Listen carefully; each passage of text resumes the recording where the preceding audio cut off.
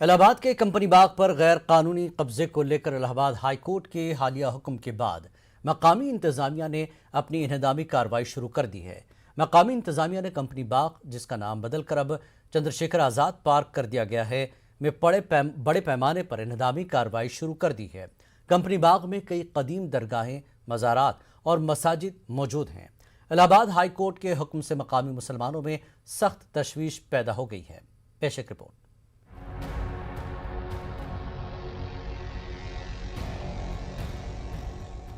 गुज़िश्ता दिनों Allahabad high court ने मफाद आम्मा की एक दरख्वास्त पर समाअत के बाद शहर के कदीम कंपनी बाग से गैर कानूनी तजावुज़ात हटाने का हुक्म दिया था।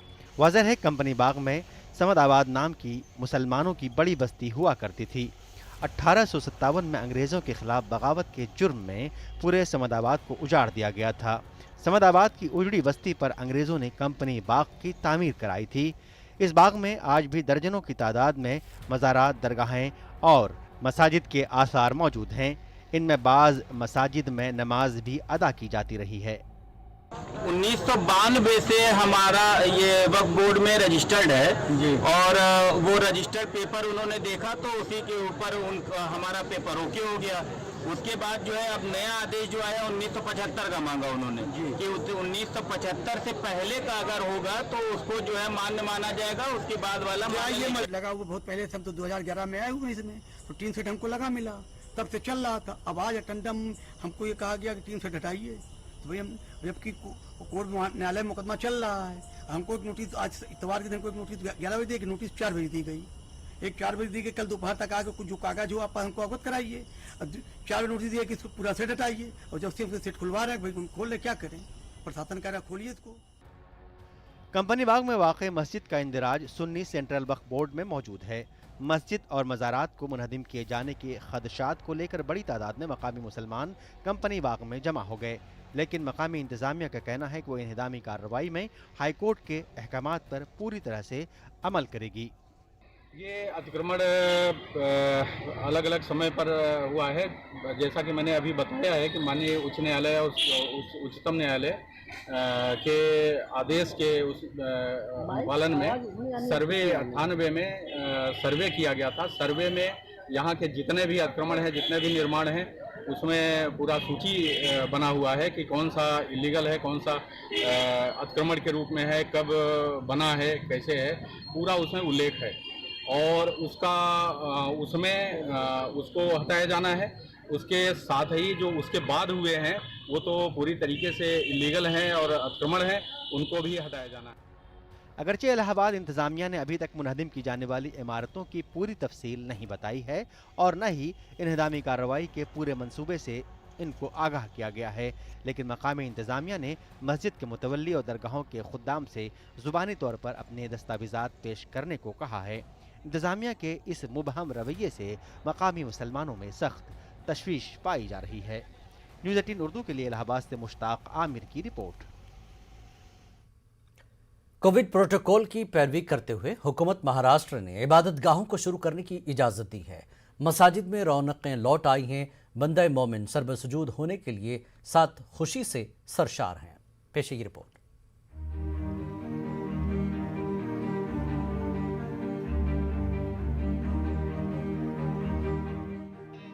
मुंबई की जामे मस्जिद का ये मेन गेट तकरीबन 6 माह बाद खुला है। इतने अरसे से ये गेट नमाजियों के लिए बंद था। हुकूमत महाराष्ट्र का हुक्मनामा जारी होने के बाद मसाजिद के दर आम नमाजियों के लिए खुले हैं। मजहबी मुकामात में दाखिल होने के लिए मास्क, 6 फुट का फासला, दर्जे हरारत की जांच और सैनिटाइजर का इस्तेमाल जरूरी करार दिया गया है। मसाजिद के जिम्मेदारान नमाजियों से कोविड प्रोटोकॉल पर अमल आवरी की तलकीन करते नजर आए। देखिए, सबसे पहले तो हम उस रब का शुक्र अदा करते हैं कि अल्लाह के फजलो करम से हुकूमत ने धार्मिक स्थल को और मसाजिद को खोलने की परमिशन दी।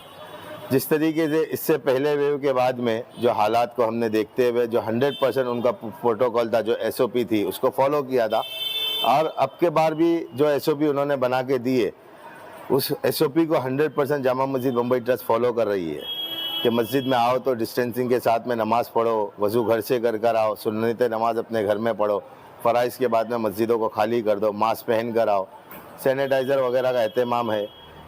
आज फज्र से ही मसाजिद में नमाज का खास एहतमाम देखा गया। नमाजी इबादत में मशगूल नजर आए और उनके चेहरों पर खुशी भी साफ देखी जा रही थी। इससे बेहतर और खुशी व मसरत का क्या मकाम होगा बंदे मोमिन के लिए जब ये ऐलान कर दिया गया कि हुकूमती और क़ानूनी मजबूरियों की वजह से जो मसाजिद के दरवाज़े बंद थे वो खोल दिए गए। आज माशाअल्लाह ज़ोहर की नमाज़ में जोग दर जोग लोग अल्लाह के घर में मस्जिदों में आकर उन्होंने नमाज़ें अदा की। यह ऐसा रिक़्क़त आमेज़ मौका था। अल्लाह तबारक व तआला अपने फ़ज़ल से हमेशा क़यामत तक इसको बाक़ी रखे। कभी ऐसा मौका ना आए कि हमारे लिए मस्जिद के दरवाज़े बंद कर दिए जाएँ। अल्लाह ताला का लाख लाख शुक्र है कि उसने फिर से हमें जिस चीज़ से महरूम कर दिया था वो आज से घर का फिर से हमें दीदार हुआ। कोरोना के सबब मसाजिद में ताले लगा दिए गए थे। दरमियान में इबादत खोली जरूर गई थी, लेकिन कोरोना के मामलों में इजाफे के बाद दोबारा इबादतगाहों को बंद कर दिया गया था और लोग घरों में ही निहायत महदूद तादाद में इबादत करने पर मजबूर थे। एक लंबे अरसे के बाद मसाजिद दोबारा खोल दी गई हैं। एक लंबे अरसे के बाद मसाजिद दोबारा खोल दी गई हैं। बंदगान खुदा अल्लाह तबारक ताला का शुक्र बजा ला रहे हैं कि उसने दोबारा उन्हें ये तौफीक दी कि वो मस्जिद में आए और अल्लाह के सामने सर झुका सकें। कोविड प्रोटोकॉल के तहत मसाजिद में इबादत का एहतमाम है और लोग यहाँ पर जो है वो पूरे कोविड प्रोटोकॉल को फॉलो करते हुए आ रहे हैं। मध्य प्रदेश में 27% ओबीसी रिजर्वेशन को लेकर जबलपुर हाईकोर्ट में होने वाली समाअत आज फिर टल गई।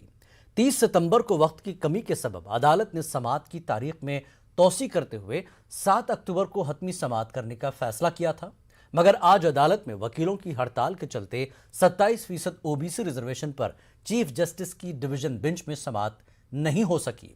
अदालत ने हतमी समाअत के लिए तारीख में एक बार फिर तौसी करते हुए 25 अक्टूबर समाअत की तारीख मुकर्रर की है। तरफ से पूरा मजबूती के साथ पक्ष रखा जा रहा है और जैसा पूर्व में भी कई बार कहा कि सरकार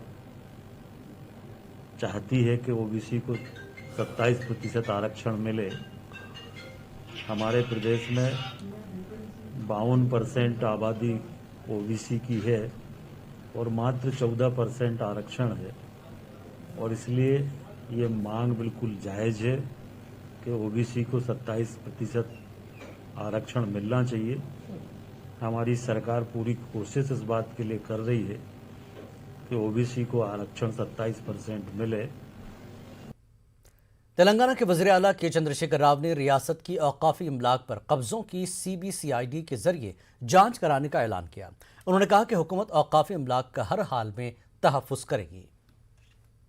विषయంలో జరిగిన దుర్మార్గాల మీద एक सीबीसीआईडी का इंक्वायरी आप मांग रहे थे, हम जरूर आज ही आदेश दे देंगे कि वक्फ बोर्ड के जमीनात को महफूज रखने के लिए जो उसके साथ नाइंसाफी हुआ है उसको खोज के निकालने के लिए सीबीसीआईडी का इंक्वायरी आज ही डाल देते हैं, इसमें कोई शक नहीं। कौमी कौंसिल बराए फ़रोग़ उर्दू ज़बान के जरिए स्किल एजुकेशन के सिलसिले में हो रही बातचीत को तेज़ी से आगे बढ़ाया जा रहा है। इस सिलसिले में जल्द ही CBSE और NCPUL का वफ्द कश्मीर का दौरा कर सकता है।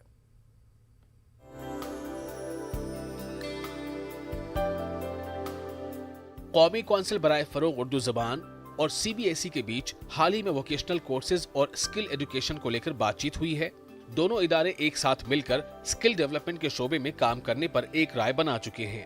जल्द ही इस सिलसिले में एक MOU भी साइन हो सकता है।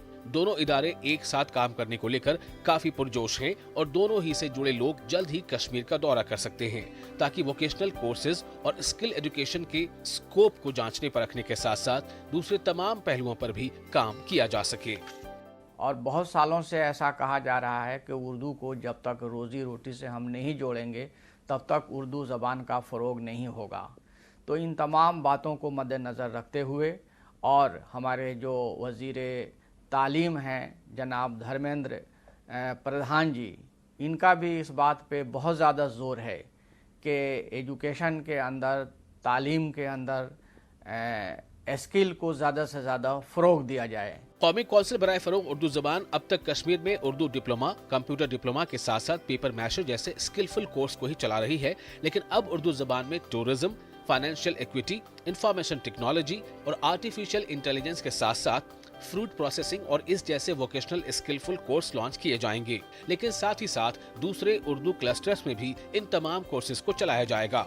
हम लोगों ने ये फैसला किया है कि हम लोग कश्मीर जाएं, कश्मीर जा करके और एक्सप्लोर करें कि हम लोग किस तरह से उर्दू ज़बान के ज़रिए कश्मीर में या जहाँ जहाँ उर्दू डोमिनेटेड इलाके हैं उनमें हम स्किल डेवलपमेंट के लिए किस तरह से काम कर सकते हैं, स्किल के फ़रोग के लिए उर्दू मीडियम में किस तरह से हम उसको आगे बढ़ा सकते हैं। इसको एक्सप्लोर करने की अभी बातचीत चल रही है और हम लोग बहुत जल्द ही पहले कश्मीर जाने वाले हैं।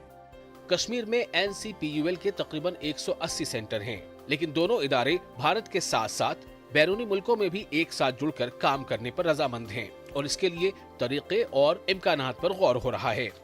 तो जहाँ जहाँ उर्दू के बोलने वाले पढ़ने वाले लोगों की तादाद ज़्यादा है, हम उन इलाकों में इस तरह के कोर्सेज शुरू करेंगे।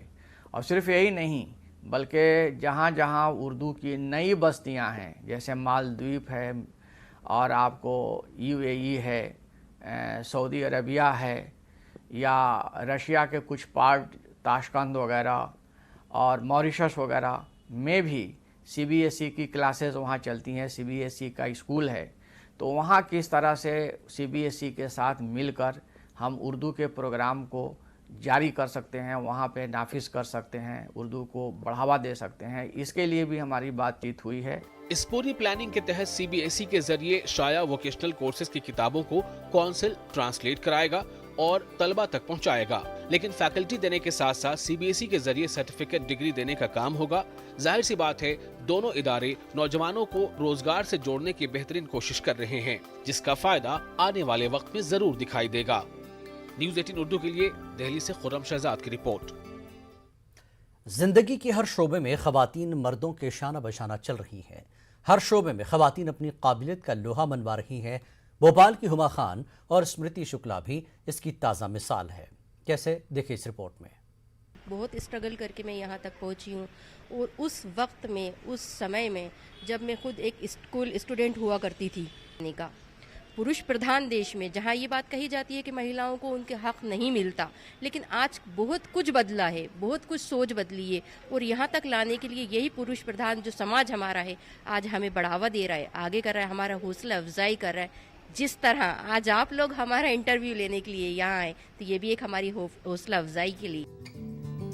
जरी जरदोजी के सामान की सिर्फ हिंदुस्तान में ही नहीं बल्कि बैरून ममालिक में भी खास डिमांड है।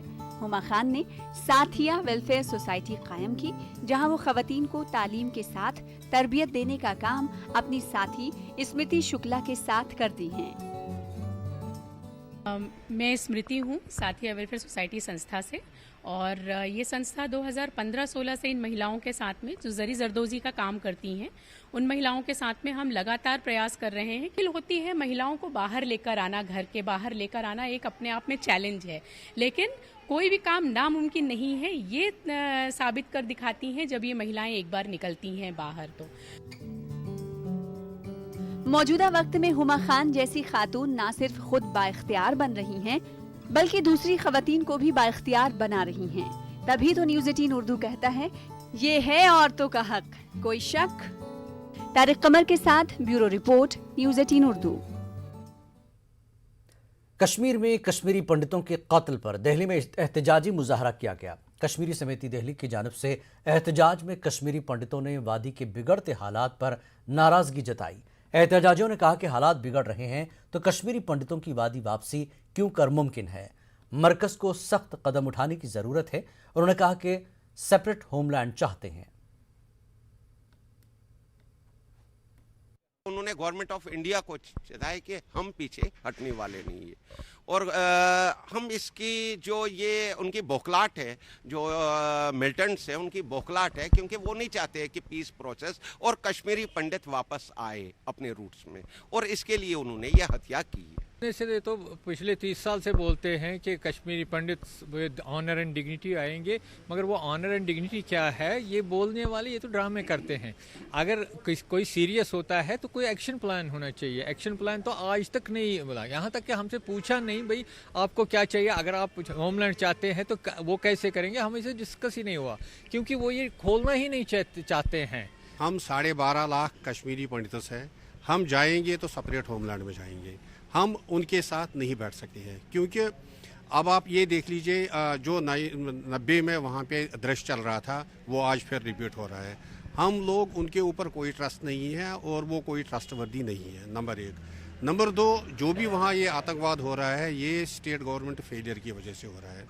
और जब 90 में हम लोगों को वहाँ मारा गया, हम लोगों के प्रॉपर्टी जलाई गई, हमारी औरतों के साथ रेप हो गया, तो उस टाइम भी स्टेट मिशनरी थी, वो उसका कोलैप्स था। शहर में बढ़ती आबादी और शोर शराबे के सबब अब तलबा और दीगर संजीदा लोगों के लिए पुरसुकून माहौल में पढ़ाई करना मुश्किल हो गया है। इस मसले को ध्यान में रखते हुए अकोला में एक नौजवान समाजी कारकुन ने लाइब्रेरी की बुनियाद डालकर तलबा की परेशानी को दूर करने की कोशिश की है। अकोला के जुना शहर में अब्दुल रफीक मेमोरियल लाइब्रेरी का आगाज किया गया है, जहां बैक वक्त मुकाबलेजाती इम्तिहानात में हिस्सा लेने वाले तलबा और दीनी व समाजी उलूम से दिलचस्पी रखने वाले लोगों के लिए भरपूर मवाद फराहम किया जाएगा। जुने शहर बाजी बाजार में अब्दुल रफीक मेमोरियल लाइब्रेरी की शुरुआत की है। हमारा मकसद ये है कि जो बच्चे कॉम्पिटिटिव एग्ज़ाम की तैयारी कर रहे हैं वो यहाँ आके अपनी तैयारी करें। यहाँ सभी प्रकार के न्यूज़पेपर्स, मैगजीन्स, एम्प्लॉयमेंट न्यूज़ और दीनी सभी किताबें यहाँ अवेलेबल है। मध्य प्रदेश उर्दू अकेडमी महकमे सकाफत के ज़ेर-ए-इत्माम गमक के तहत ख़वातीन के चारबैत व महफिल गज़ल का इनक़ाद किया गया। अकेडमी डायरेक्टर नुसरत मेहदी ने प्रोग्राम के आगाज़ व मकासद पर रोशनी डालते हुए चारबैत और शाम गज़ल के फ़नकारों का इस्तक़बाल किया। चारबैत का फ़न जो खालिस मर्दों तक कभी महदूद था, भोपाल में ख़वातीन की टीम ने अपने फ़न से सामीन को महसूस किया, जबकि अनिष्का चौहान ने जब अपने मुनफरद अंदाज में मौसीक़ी के साथ गज़ल को पेश किया तो सामीन झूम उठे। चाक था मेरा मुझे दीवाना कहता था, शबे हिजरा